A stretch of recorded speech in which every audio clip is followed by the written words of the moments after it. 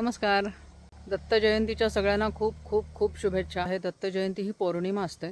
3 मुख त्यांना असतात आणि ते ब्रह्मा, विष्णू आणि महेश 3 देवांचं प्रतीक म्हणून सगळ्यांचा मिलाप झालेला असा एक विशेष असा एक ईश्वर तयार झालेला आहे की ज्याला आपण दत्त महाराज म्हणतो किंवा दत्तात्रेय म्हणतो. असे हे दत्तात्रेय जे आहेत ते नेहमी निसर्गामध्ये निसर्गाच्या सान्निध्यामध्ये असतात.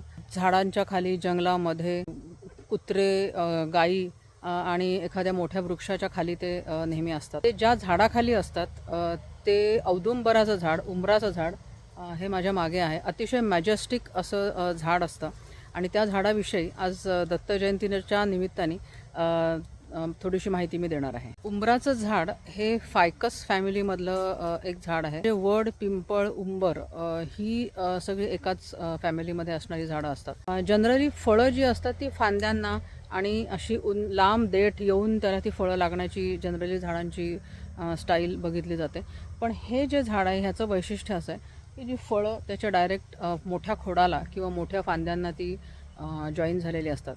उंबराच्या फुलाविषयी असा एक समज आहे की उंबराचं फूल फक्त भाग्यवान लोकांनाच दिसतं आणि ते उंबराचं फूल कोणी बघितलेलं नसतं वगैरे वगैरे.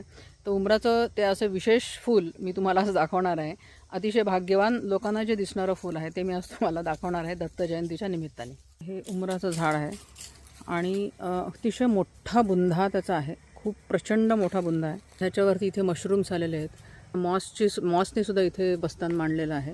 ह्या उंबराला आधार घेऊन ही मोठी जी वेल आहे, रानजाईची वेल आहे ती आणि अतिशय सुंदर सुगंधी फुलं येतात त्याला.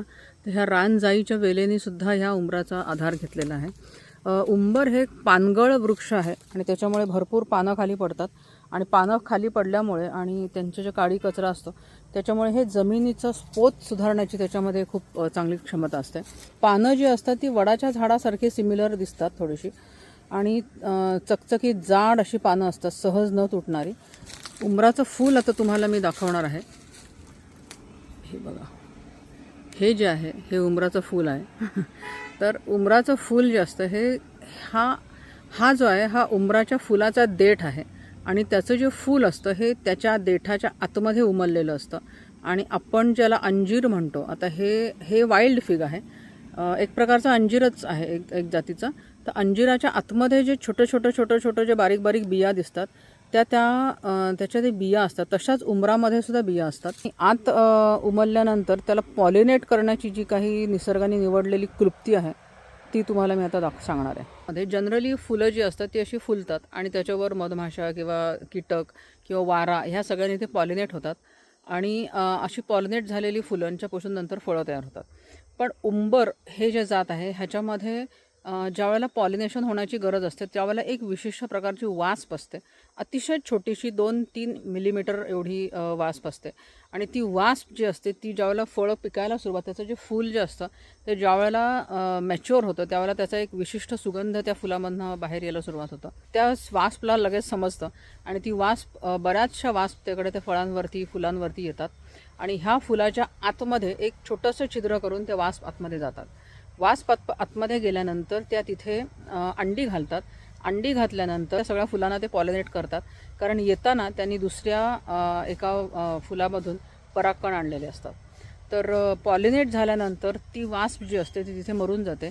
त्याच्यातून निघणारी जी काही त्याची पिल्लं असतात ती पिल्लं पहिल्यांदा मेल्स बाहेर येतात. उडून बाहेर जायला सुरुवात ज्यावेळेला करतात ते त्या फुलामधनं बाहेर जाण्यासाठी छिद्र तयार करतात. तिथे बाहेर मुंग्या वाट बघत असतात आणि त्या मुंग्या त्या मेल्सना खाऊन टाकतात आणि त्यांना असं आणि ते निघून जातात तिथून आणि त्याच्यामुळे मेल्स स्वतःचं बलिदान करतात. असे मेल्स जे बाहेर निघायच्या आधी आतल्या फिमेल्सना फर्टाईल केलेलं असतं त्यांनी फिमेलसाठी ते रस्ता मोकळा करून देतात. फिमेल्स त्याच्यातनं उडून बाहेर जातात ह्या उंबरावरचे परागकण घेऊन आणि पुढच्या उंबरामध्ये जाऊन ते परत नवीन त्यांचं आयुष्य सुरू करतात. वास्प आणि उंबर ह्यांच्यामधला हा जो नातं आहे, हे जे रिलेशन आहे हे एकमेका सहाय्य करू अवघे धरू सोपंत अशासारखं ते रिलेशनशिप आहे.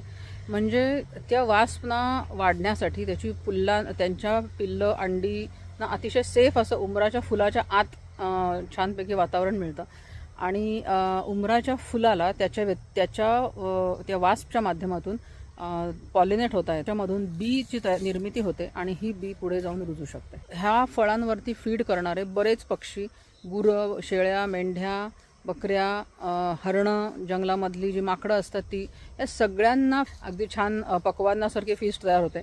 आणि खूप इथे या उंबराच्या झाडाखाली गर्दी होते. अक्षरशः तिथे दत्त महाराज उभे असल्यासारखी जाणीव होते, कारण तिथे एवढे पशुपक्षी प्राणी इथे आजूबाजूला ह्या उंबराच्या झाडापाशी नांदत असतात आणि सुखे नैव नांदत असतात. असं हे अतिशय स्पेशल झाड की जे सगळ्या प्राणी पक्ष्यांना आधार देणारं असतं, पोट भरणारं असतं. त्याच्यावरती बरेच पक्षी घरटी करू शकतात. हे दत्त महाराजांनी त्यांचं आवडीचं फेवरेट असं झाड निवडलेलं आहे. शीतल अशी सावली देणारं हे जे उंबराचं झाड आहे, औदुंबराचं झाड आहे, ह्याला आज आपण वंदन करूया आणि दत्त जयंती साजरी करूया.